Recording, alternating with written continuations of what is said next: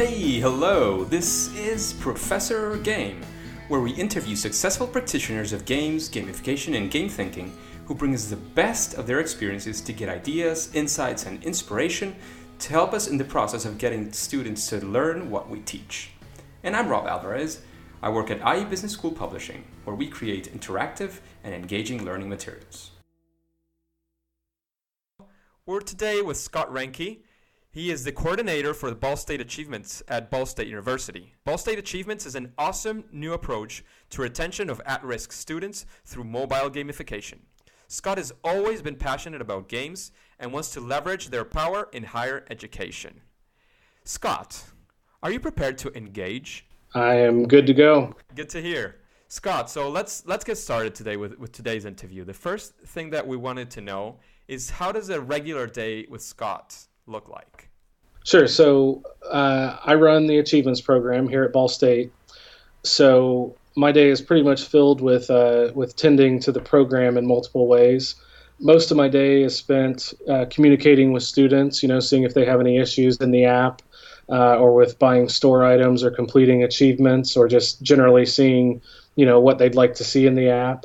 A big part of my job is to coordinate different areas of campus to get their programming in the app.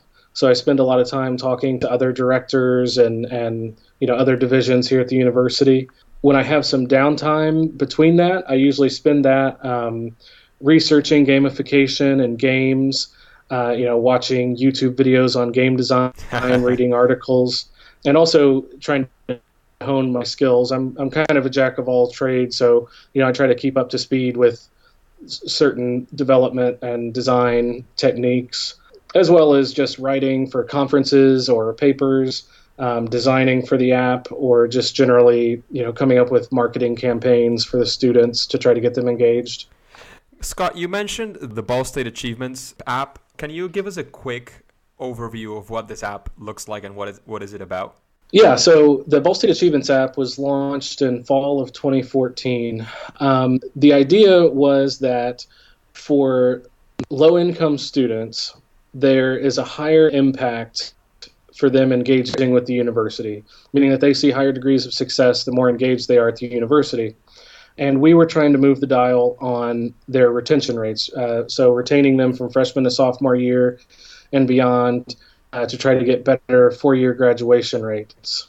So you found out that if they were more engaged with the university, they were actually had a higher tendency to remain in the university, right?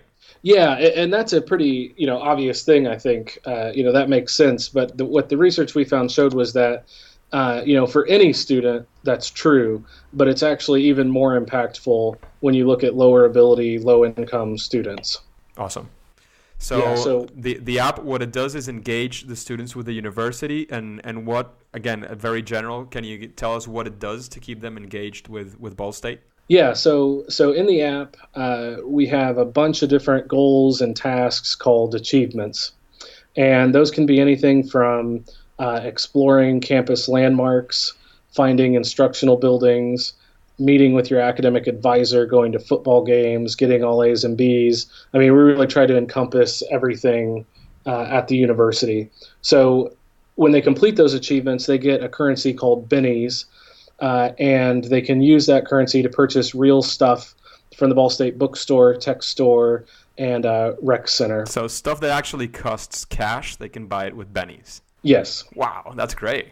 Yeah. So now that we know what you're doing, what the app looks like, we want to go back a bit into your history and for you to tell us the story of maybe the worst application of game thinking or gamification that you've ever participated in. And here you don't have to say any names if you don't want to, if you have any NDAs or anything. We want more. The main thing here is the experience. What happened and what are the key learnings from that? Sure. So I do have a story, and it's kind of a happy ending story. It's a comeback story, I guess. But the best so ones. I worked in So I worked in a restaurant. I've worked in a lot of restaurants, but I worked in one restaurant in particular, and they had a contest every year to sell margaritas, alcoholic drinks. Okay. I was a server at this restaurant, and it was a really great contest. It really got me engaged. The way it worked was, if you sold a regular margarita, you got like 10 points. A specialty was, I think, 30. And then their top shelf signature margarita was 50 points. And what was interesting was they split people up into teams. There were team leaders on each team. Each shift they would run, special games like bingo and hangman and things like that to try to encourage those like short-term, push sales for particular shifts. As well as, they would have shift meetings where they would announce, so-and-so's in the lead, this team's in the lead, this person sold a whole bunch on Saturday. And then ultimately some winners would win. I think there was like a trip to Florida or something was like the big sales prize. And it went really, really well. And for me, it encouraged me to sell more, encouraged pretty much everybody there. You felt happy for other people. So very competitive bunch, I guess. Yeah, well, it was competitive and it was cooperative because you had your teams. And there really was a feeling of being on the same team and all together. And they would even show the numbers between our store and other stores. And it was just really well designed. The best gamification, the best game design, I think, is simple and Sure. and doesn't necessarily use technology.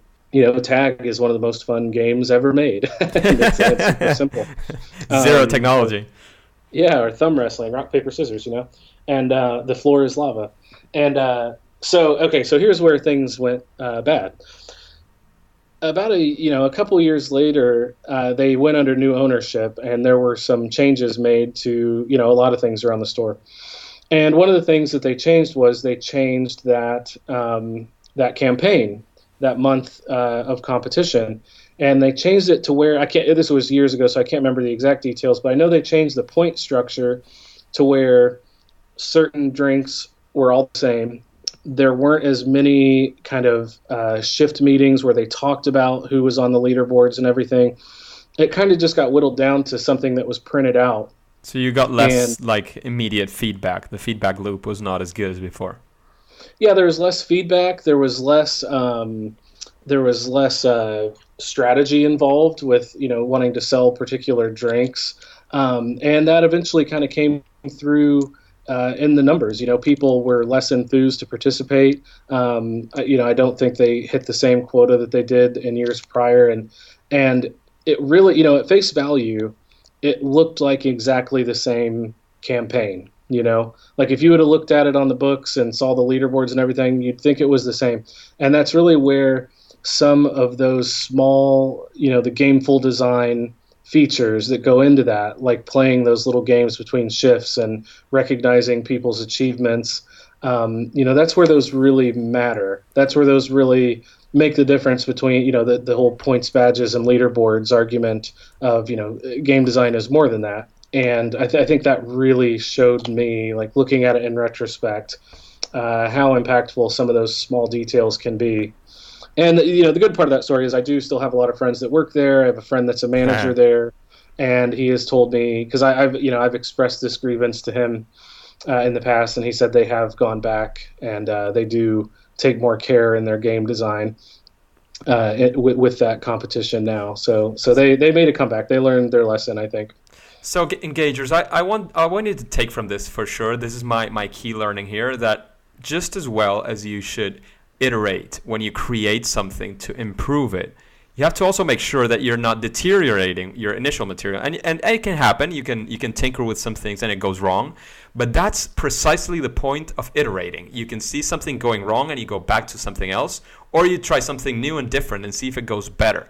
So my key learning here is that you have to remember to keep iterating, and testing and checking what's working and what's not.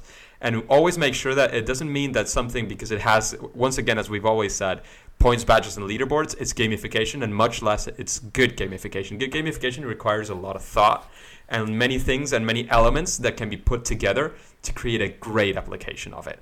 Scott, what do you think is the main learning from this lesson that you got?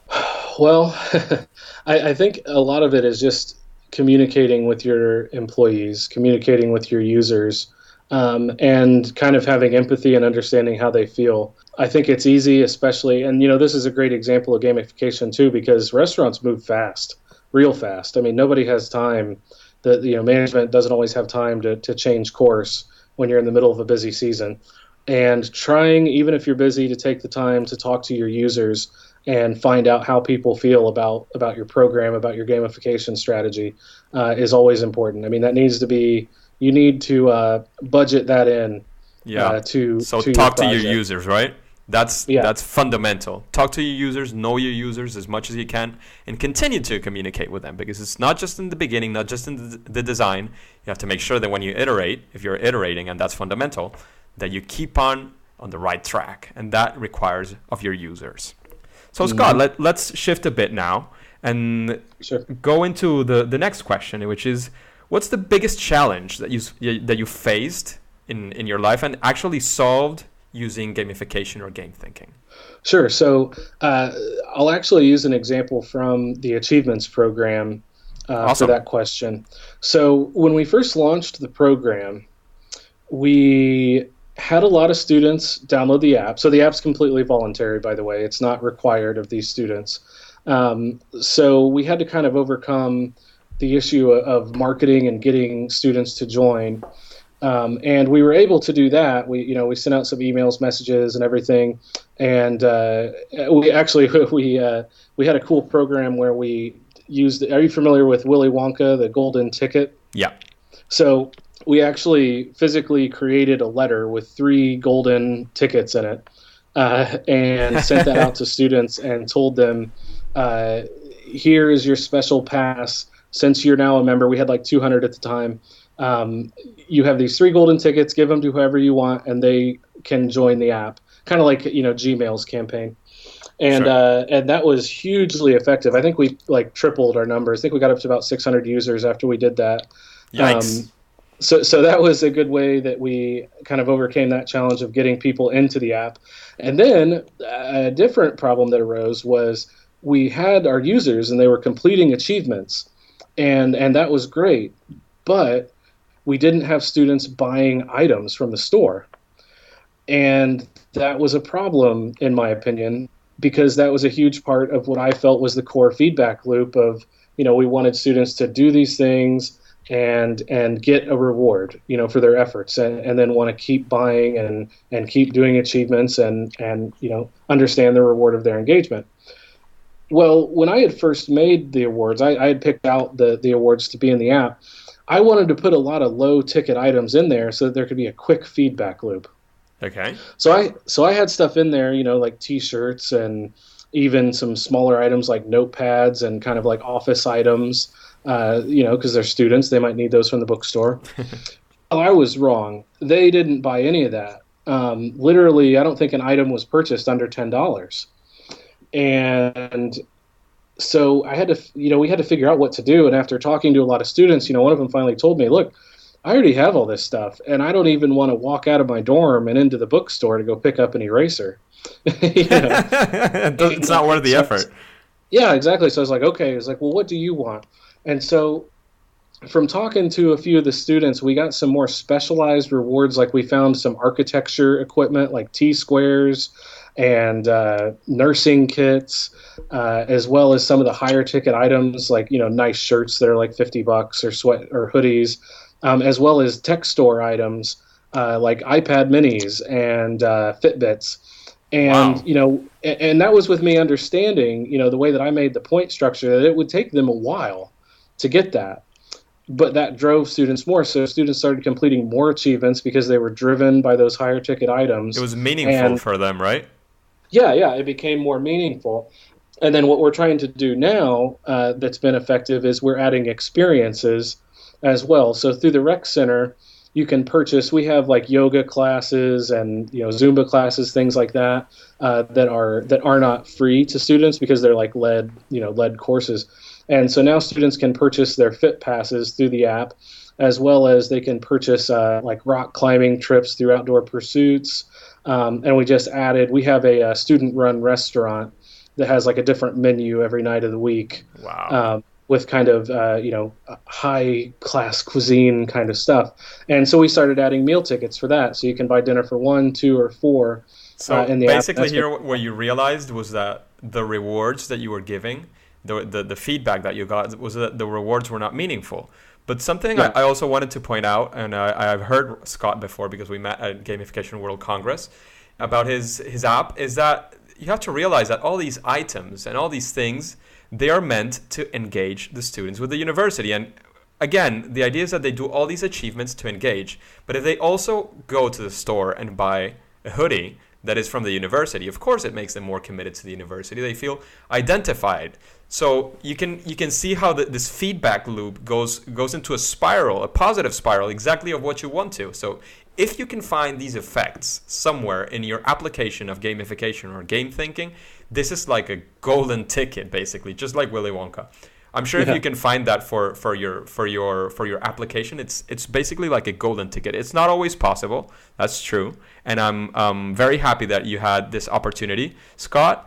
But it's definitely I'm convinced that this is something that can improve the application and the engagement of your students, which is in the end the main objective, and you're sticking to your objectives and getting the best out of it.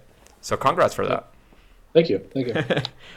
Okay, Scott, so now my next question has to do more with the process that you follow. We've spoken about how you arrived to your conclusions, how you used your feedback, but I wanted to know if you have any process that you follow when you're going to apply game thinking to a situation. What do you do when you want to solve a problem using game thinking?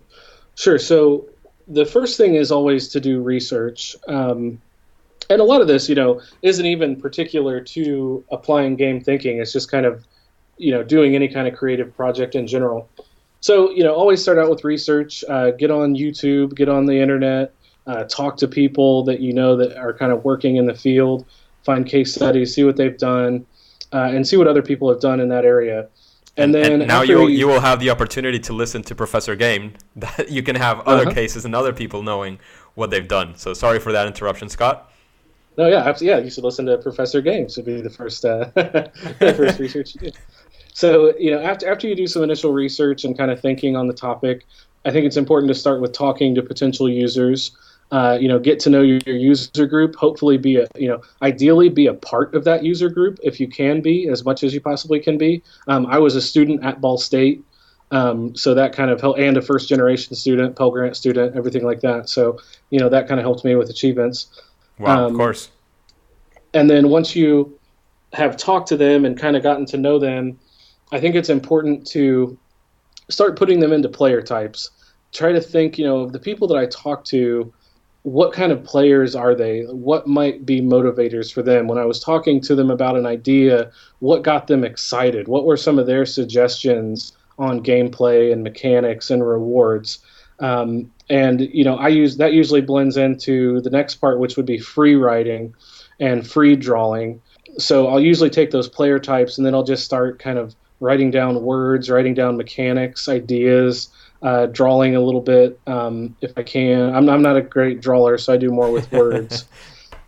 And so, sorry, go ahead. No, that's like very graphical in to use the word. I mean, you don't have to physically draw. The idea is that you can express your thoughts somehow. We recently did a course on architecture, and they said you don't have to be a good drawer to be a good architect. You just need to be able to express what's in your head. And I think for you, it's exactly the same, whether that's in writing or whether that's drawing an ugly picture, which would be what I do, because I'm a very bad drawer, just like you. The important thing is to be able to put it in paper so that you can, black and white, so you can see it and refer back to it and get it out of your head. Yep, absolutely. So once I kind of have some doodles down and I have an idea of where I might want to go with it, I really like paper prototyping. Now, I don't usually do the literal cut it out of paper prototype. Some people do, and if you do, that's great. But I usually draw, a phone. Like for the app, I'll draw a phone and draw features, and I'll do the best that I can to kind of see how that works, and then I'll go bug one of my coworkers and show other people and ask them what they think, ask users what they think, get feedback, and then once I'm kind of happy with that, I will create a lo-fi prototype. And what I usually use for that, so what I mean by that is something that kind of sort of functions and might be kind of sort of digital. So, a little more concrete than a paper prototype. What I like to use is an app called Balsamic. I don't know if you've heard of Balsamic. Yep. Mockups, right? Okay. Yeah. It creates mockups, and you can actually, make it interactive and link the screens together. So I'll usually do that. And then where that's helpful is, if you've ever worked with a designer or a developer, they need as much information as possible because so much can be misconstrued, and you're a different person than that person. And so creating that lo-fi prototype is very helpful for developers, even in just understanding how they're going to make your data structure for whatever you're trying to implement. So then we move from that to implementation usually, and then from there's kind of a beta process of interviewing users, seeing what they think, getting their feedback, and then kind of wash, rinse, and repeat after that with iteration. Makes a lot of sense. Iteration. Once again, that's a key thing to do with your products, engagers. Always make sure that you are iterating, that you're improving your product, because just like with the great tendency that they have now with startups, that you have to go with that minimum viable product and start improving. You never start improving. I mean, if you take a look at your phone every day, probably you'll get updates from the apps, and that's not just because they want to bug you. That's not because they just want to keep you in the top of mind. It's because they're actually at least trying to improve the product, and that's something that you can do as well. Make sure that you're iterating so that you can get to your goals, and you can do it better and more efficiently. Yep, absolutely. Okay, Scott, so now we're going to go to the second part of the interview, and here I'm going to challenge you because I know that we both love this topic, and it's easy to go on a rant and spend all the time that we can speaking about this, but this is the second part. We're trying to go for short answers, all right? So I'm going to make you a few questions, and we're going to try to go for the quick short answers, all right? So the first answer I want from you is for you to name for us one best practice for gamification. What would you consider best practice?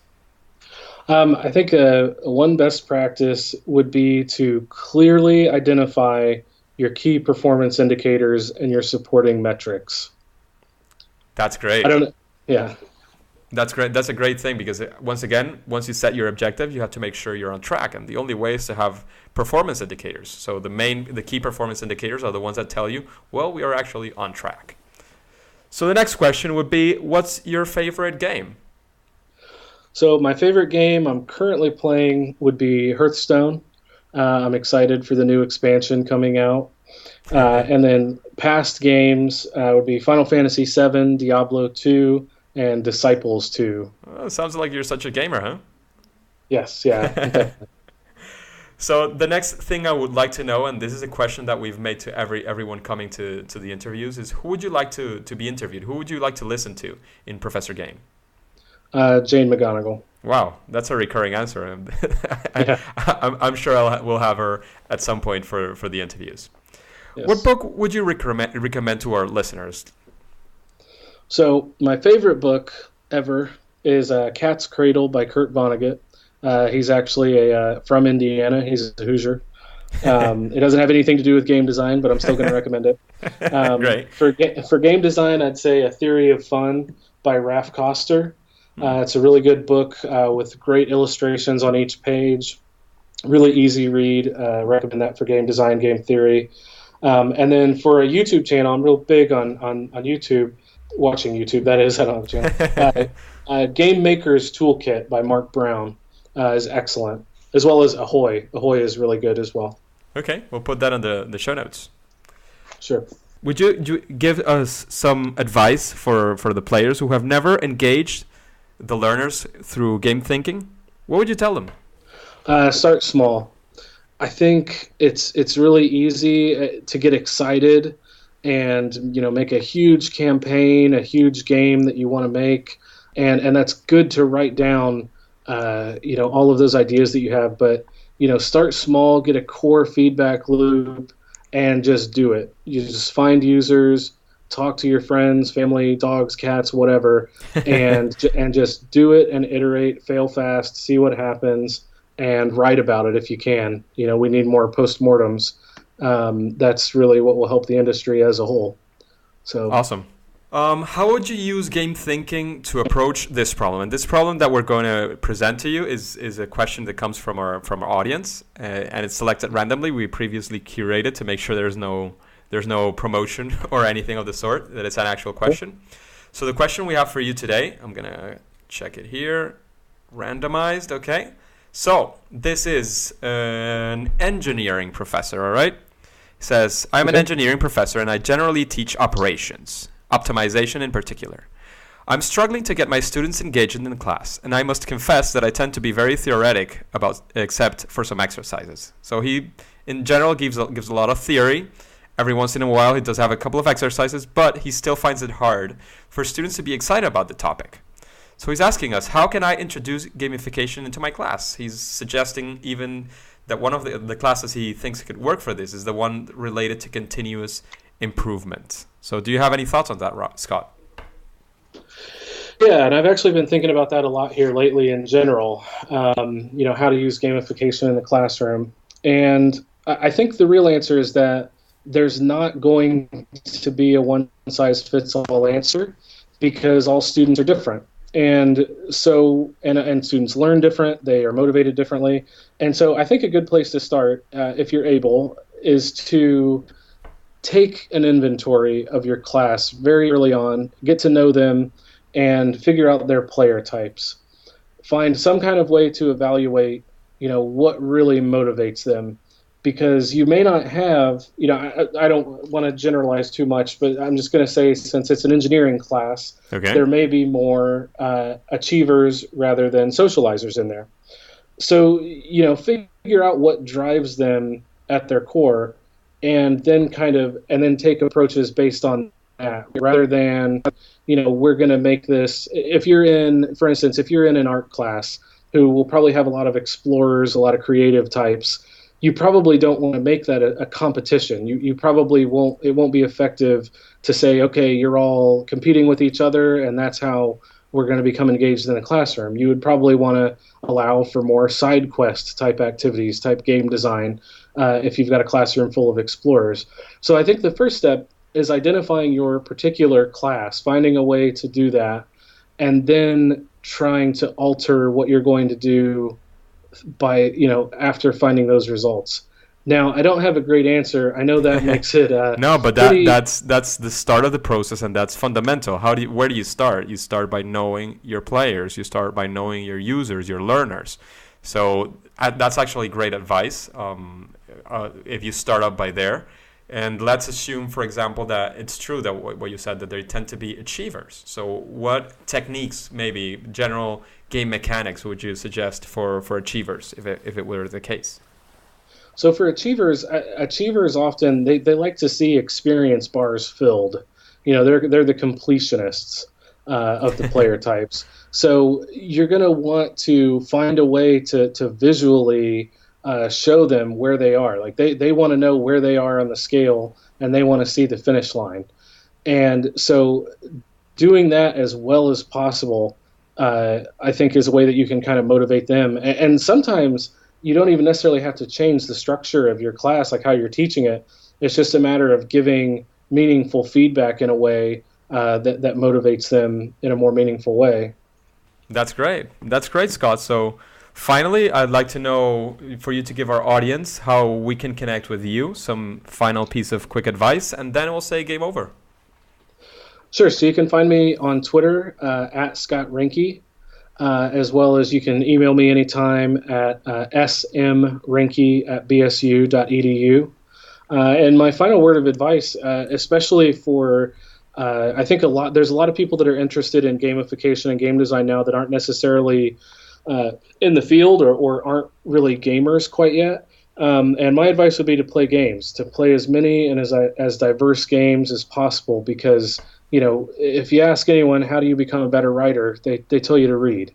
They tell you to study what other people have done. So just be mindful of the games that you play. Think about what the creator was thinking when they made it, and just play games. Great advice. So become a gamer, a bit of a gamer at least, to understand games better. Especially even if you are not a video game player, I would suggest as well that you play some games, even if you want just to analyze them, to get the best out of them, and to use something like gamification, which is using all these techniques, all the things that were used to engage the people on a game. You can use it for something else, for example, for your classroom. So thank you very much, Scott, for joining us here at Professor Game. And, well, it's time to say game over. Bye-bye, Scott. Bye, thanks. Engagers, thank you for listening to Professor Game Podcast. If you want more interviews with incredible guests like Scott and lots of awesomeness from Professor Game, take a minute to subscribe and rate this podcast on iTunes. You can find a direct link on professorgame.com/iTunes. Why iTunes? Because this will help us reach other engagers who will be your allies to make education amazing using gamification. Hey, and by the way, if you like the show and want a free gift, then subscribe, give us a 5-star rating and a positive review on iTunes. Then send a screenshot where you show this to professor@professorgame.com with review gift in the subject line, and we'll send it to you. Before you click continue for your next mission, would you like to know what a gamification conference looks like? We will be talking about Gamification Europe on a special episode next week. We'll have Pete Jenkins from the Gamification Confederation and Gamification Plus. Listen to the next episode of Professor Game next week. See you there.